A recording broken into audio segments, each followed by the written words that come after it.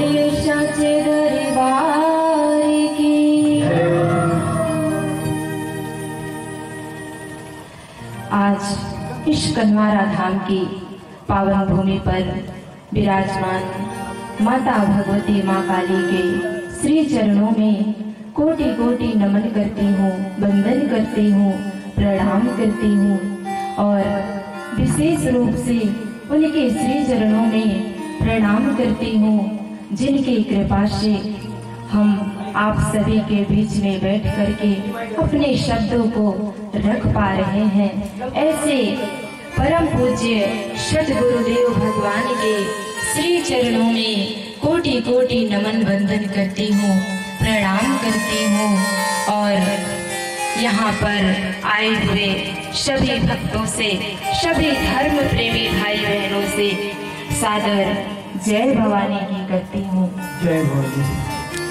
धर्म प्रेमी भाई बहनों, आइए हम सभी माता भगवती और गुरुदेव जी की कृपा को पाने के लिए यहाँ पर आए हुए हैं।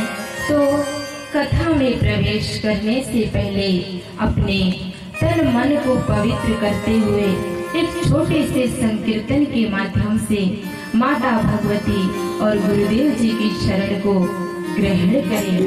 बोलिए माता भगवती माँ काली की, सतगुरुदेव महाराज की। माँ शरणम माँ शरणम माँ शरणम, बोलो माँ शरणम। माँ शरणम माँ शरणम माँ शरणम माँ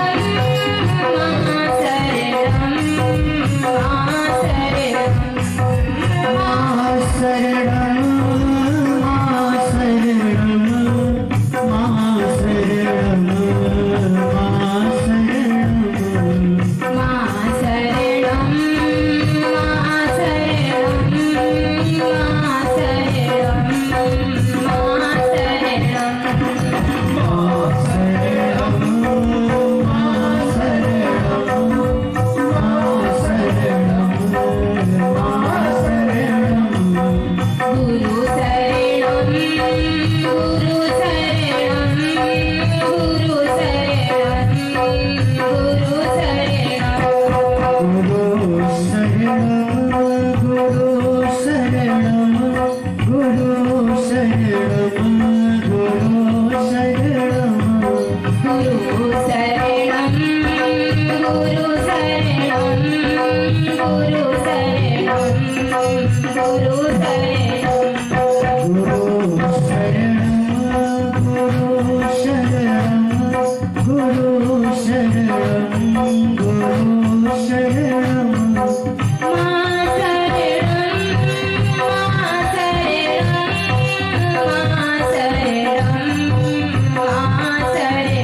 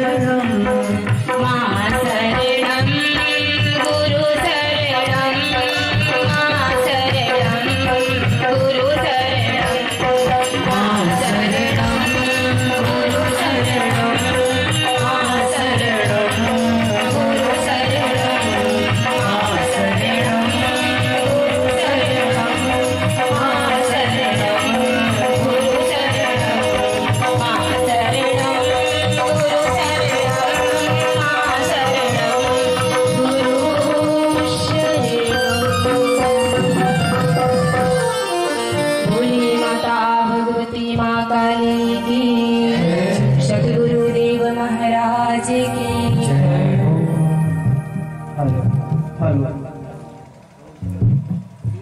धर्म प्रेमी भाई बहनों, माह की प्रत्येक 13 तारीख को हम सभी यहाँ पर बैठकर माता भगवती जगदम्बा की कथाओं को श्रवण करते हैं, उनकी लीलाओं को श्रवण करते हैं, उनके द्वारा किए हुए सत्कर्मों को श्रवण करके अर्थात उनके कथा प्रसंगों को सुनकर हम सभी के अंदर धैर्य, धर्म और कर्म समाहित होते हैं। तो यह माँ भगवती जगदम्बा की कृपा है, हम सभी को सत्य धर्म पर चलने की प्रेरणा मिलती है, ताकत मिलती है। तो आइए उसी तरह आज भी हम सभी माँ भगवती जगदम्बा की कथाओं को श्रवण करते हैं।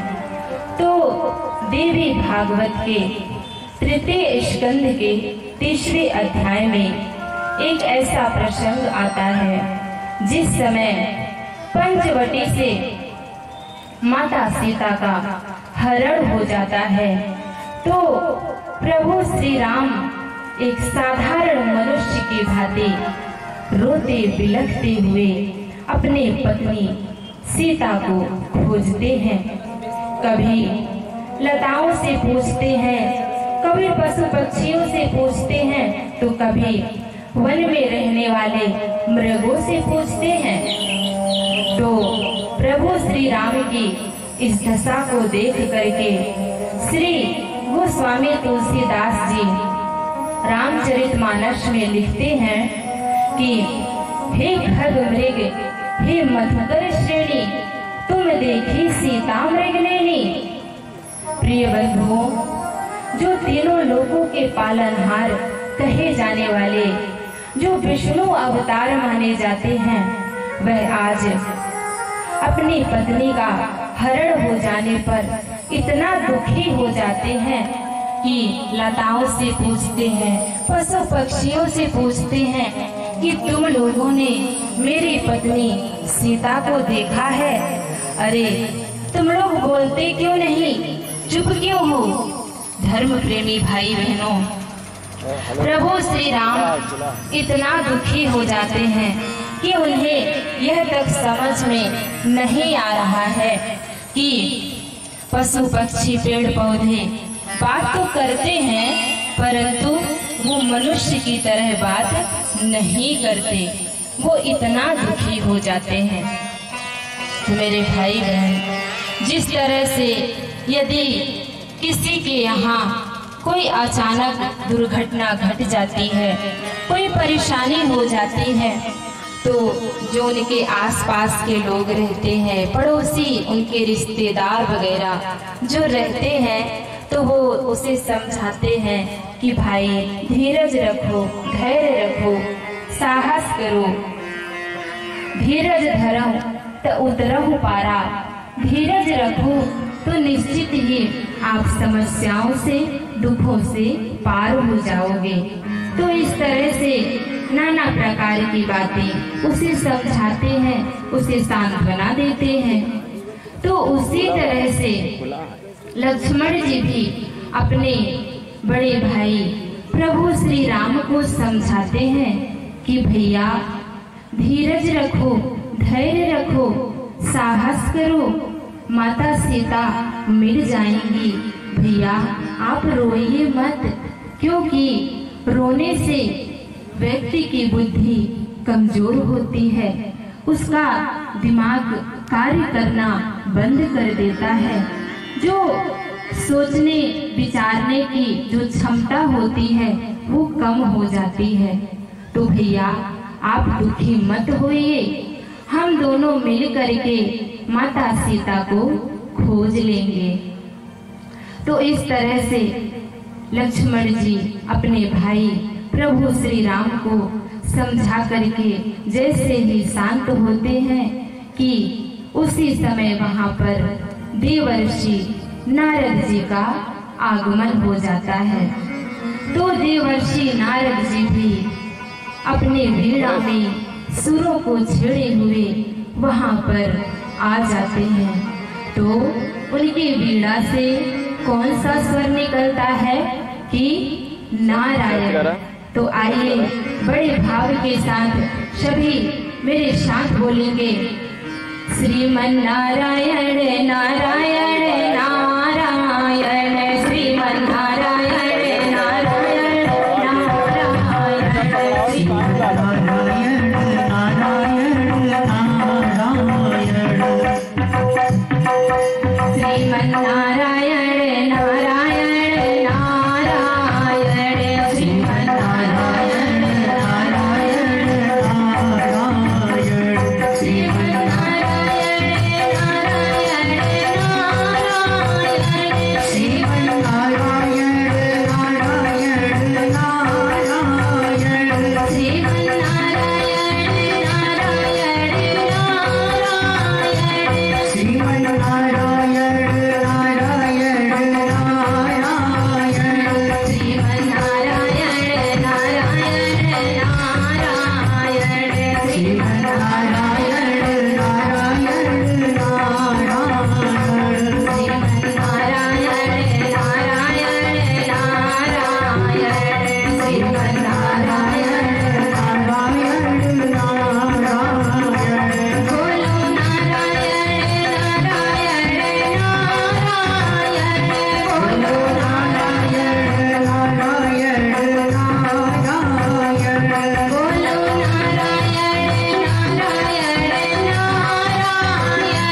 बोलो नारायण नारायण नारायण, बोलो नारायण नारायण नारायण, श्रीमन नारायण नारायण नारायण, श्रीमन नारायण नारायण नारायण, श्रीमन नारायण नारायण नारायण। तो धर्म प्रेमी बंधुओं, अब देवर्षि नारद जी को देख करके प्रभु श्री राम उनके श्री चरणों में दंडवत प्रणाम करते हैं और उन्हें बैठने के लिए अब वन में क्या मिले तो कुछ पत्तों को तोड़कर उन्हें बैठने के लिए आसन प्रदान करते हैं। तो देवर्षि नारद जी प्रभु श्री राम को दुखी देख करके उनसे कहते हैं कि हे प्रभु, आप इस समय एक साधारण मनुष्य की तरह इतना दुखी क्यों होते हैं? क्यों इतना दुखी हैं?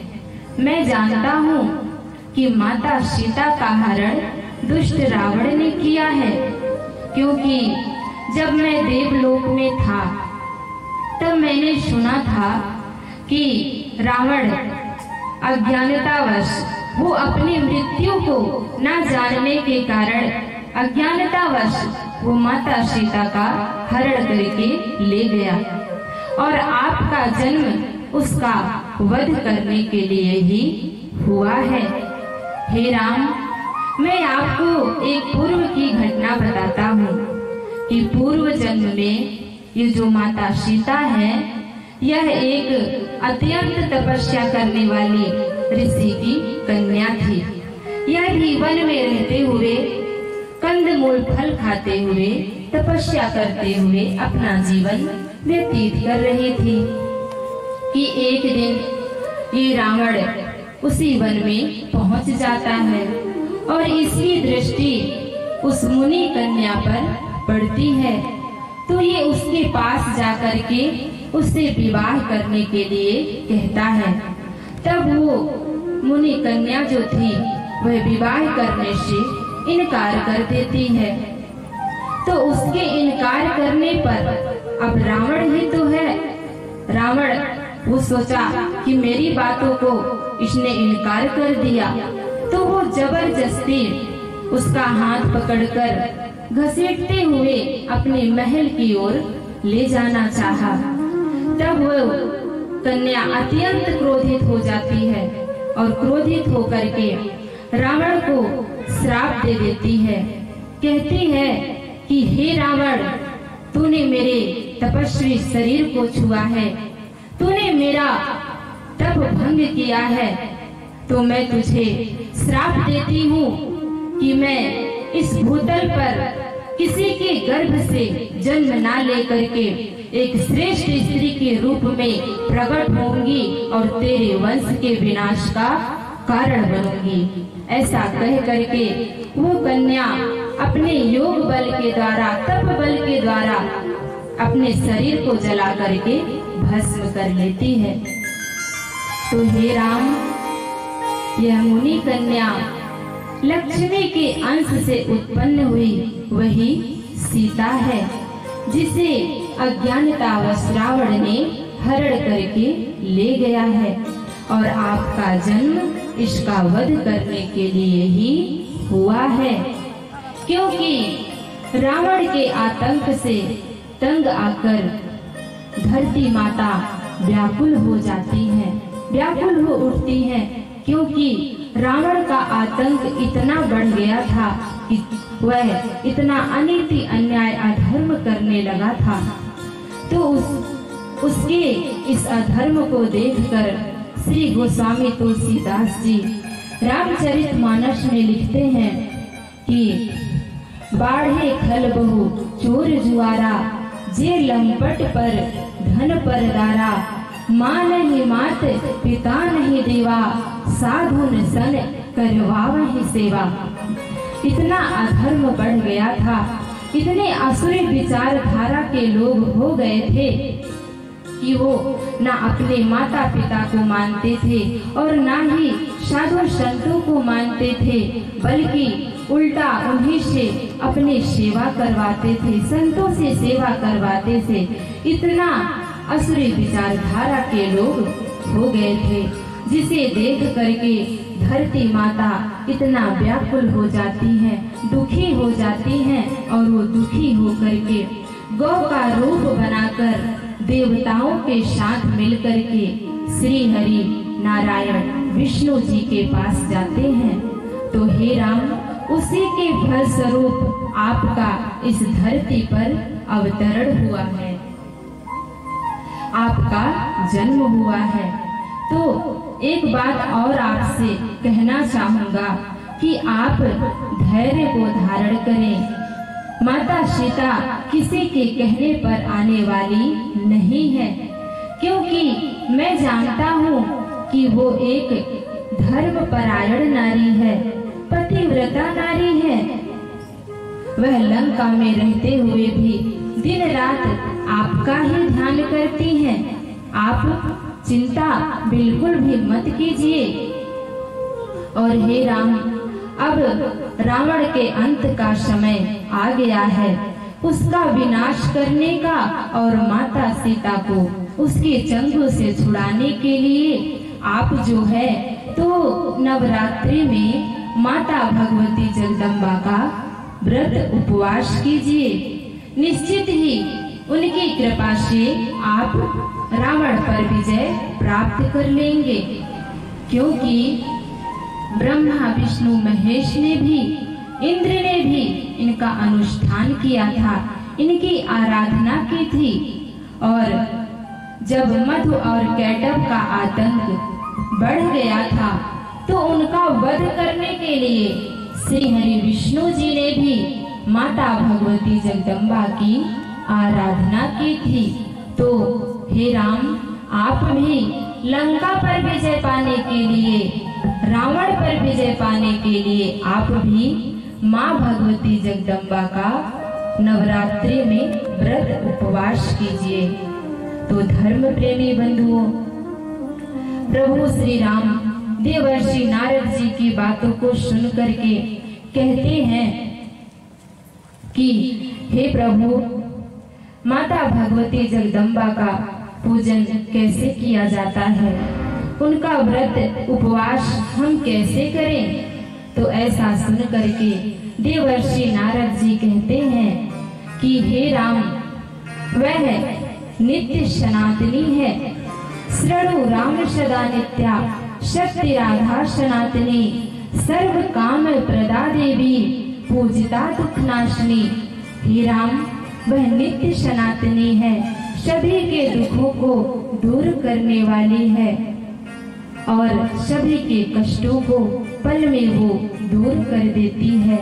उन्हीं से शक्ति पा करके सभी ब्रह्मा विष्णु महेश कोई भी हो, उन्हीं से शक्ति पा करके सभी अपने अपने कार्य को संचालित करते हैं, अपने कार्य को करने में सक्षम होते हैं, समर्थ होते हैं। और मेरे पिता जो ब्रह्मा जी हैं, वह भी इन्हीं से शक्ति पा करके इस सृष्टि की रचना करते हैं और श्री हरि विष्णु जी पालन करते हैं और भगवान शंकर इन्हीं से शक्ति पा करके संहार करते हैं। और हे राम, जब इस सृष्टि की रचना नहीं हुई थी, अर्थात जब ब्रह्मा विष्णु महेश इंद्र वरुण कुबेर कोई भी नहीं था, तब भी माँ भगवती जगदम्बा थी। वही ब्रह्मा और विष्णु को, ब्रह्मा विष्णु महेश को उत्पन्न करने वाली हैं। तो हे राम, आप भी माँ भगवती जगदम्बा का नवरात्रि में विधिवत पूजन कीजिए, तो निश्चित ही आप लंका पर विजय प्राप्त कर लेंगे। तो धर्म प्रेमी भाई बहनों, देवर्षि नारद जी की बातों को सुन करके आज प्रभु श्री राम जी भी माँ भगवती जगदम्बा का विधिवत नवरात्रि में व्रत उपवास करते हैं, पूजन करते हैं, जिससे माँ भगवती जगदम्बा प्रसन्न होकर के शेर पर सवार होकर उन्हें प्रत्यक्ष दर्शन देती हैं और आशीर्वाद प्रदान करती हैं। लंका पर विजय प्राप्ति का उन्हें आशीर्वाद मिल जाता है। अब प्रभु श्री राम माँ भगवती जगदम्बा से आशीर्वाद लेकर के रावण से युद्ध करते हैं और वो युद्ध में विजयी हो जाते हैं, जिससे उनका माता सीता को वो वहां से वापस ले आते हैं। तो धर्म प्रेमी भाई बहनों, कितनी भी दिक्कत हो, परेशानी हो, निश्चित ही हमें कहीं ना कहीं पूजन करने से उसका लाभ जरूर मिलता है। तो कहने का तात्पर्य है कि सभी देवी देवता भी माँ भगवती जगदम्बा की आराधना करते हैं। प्रभु श्री राम ने भी माँ भगवती जगदम्बा की आराधना की थी। अब इन्हीं शब्दों के साथ मैं अपनी वाणी को विराम देते हुए माँ भगवती और गुरुदेव जी के चरणों में कोटि कोटि नमन वंदन करती हूँ, प्रणाम करती हूँ। बोलिए माता भगवती माँ काली की, सतगुरुदेव महाराज की।